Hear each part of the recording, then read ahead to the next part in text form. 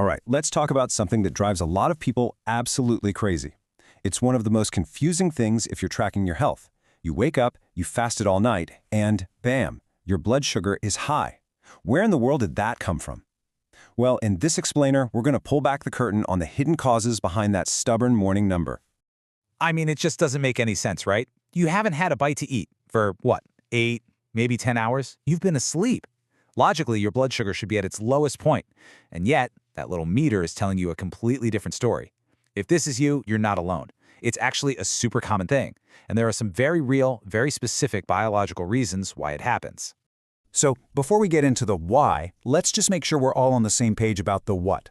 What does high fasting blood sugar even mean?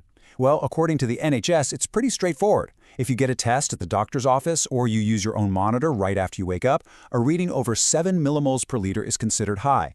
And if we zoom out to the long-term view, that HbA1c test, a result of 48 or 6.5% or more, that's the benchmark for a high average. So, those are the numbers we're working with. Okay, let's start playing detective. The first clue is pretty obvious. If you didn't eat the sugar, then your body must have made it. And that is exactly what's going on thanks to this incredible internal process your body has. The fancy science name for this is gluconeogenesis. It sounds really complicated, but let's break it down. Gluco for glucose, right? Neo means new, and genesis means creation. So it's literally your liver creating new sugar from stuff that isn't carbs, like amino acids. And this isn't some kind of a mistake. It's a brilliant survival tool to make sure your brain, which is a total sugar hog, has a steady supply of fuel 24/7, especially when you're sleeping. And this right here is the perfect way to picture it. Just think of your liver as a non-stop 24/7 sugar factory. It's this master fuel manager. It stores sugar when you eat, and then it fires up the production line to make new sugar when you're fasting. It never punches out. So the question isn't if your liver is making sugar, it's how much it's making and why it might be going into overdrive in the morning.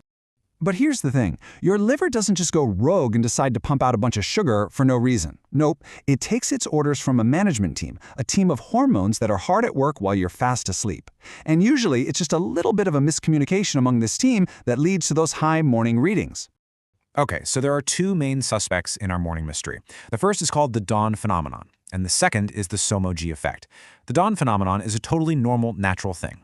It's a surge of hormones like cortisol first thing in the morning that basically tells your body, hey, time to wake up, and that signals your liver to release some sugar for energy. The SOMO-G effect, on the other hand, is more like a reaction.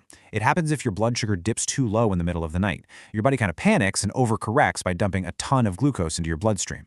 So one is your body's alarm clock, and the other is its emergency response system. I absolutely love this quote because it sums up the dawn phenomenon perfectly. It really is your body making you breakfast in bed. It's giving you that little bit of energy to get up and get going. Now, for someone without any insulin issues, the body just releases a tiny bit of insulin to handle it, no problem.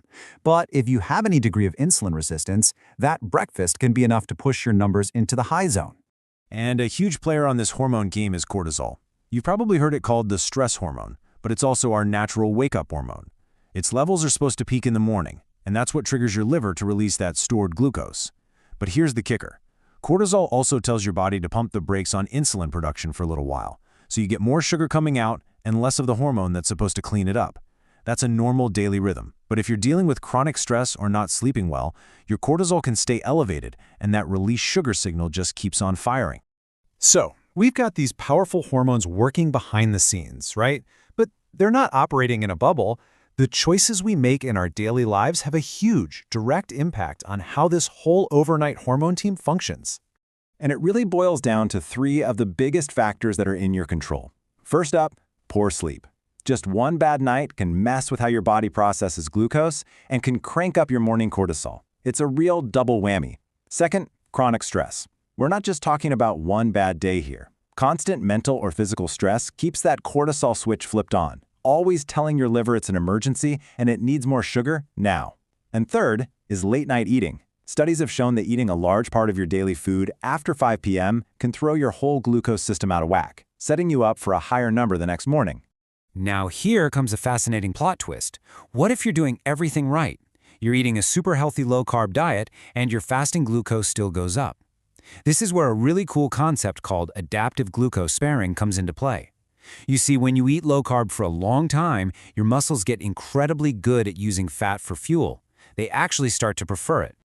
This is the absolute best way to think about it. Your muscles basically go into glucose refusal mode. They put up a giant no vacancy sign for any sugar floating by.